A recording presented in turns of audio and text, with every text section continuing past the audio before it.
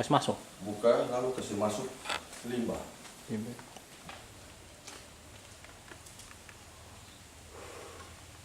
Ini gedung insinerator, fungsinya untuk membakar sampah medis. Nah, sebelum sampah medis itu dibakar, biasanya ditampung dulu di depan, sambil nanti menunggu operasi mesinnya. Seperti itu ya? Nah, seperti yang di belakang ini.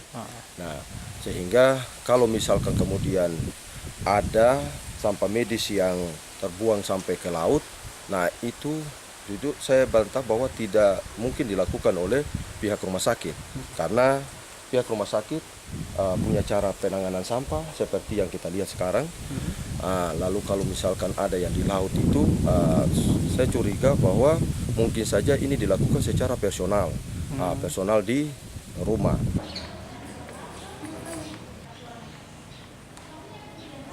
Juga kaget ya kalau ternyata ada sampah medis, ada beberapa sampah medis yang ada di pantai.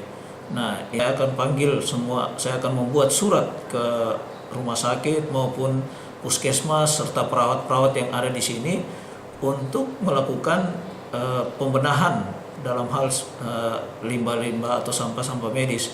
Apabila mereka melakukan pengobatan maupun perawatan, baik itu infus ataupun penyuntikan, maka sampahnya itu tetap harus ditampung dulu. Kemudian nanti kita bawa ke insinerator rumah sakit. Kalau bahayanya kita takutkan nanti di situ ada penyakit-penyakit menular. Misalnya kalau masih ada darah di situ, di cairan infus maupun di suntikan jarum-jarum suntik, itu bisa kalau anak-anak dapat atau bermain bisa tertular penyakit-penyakit menular, misalnya hepatitis itu.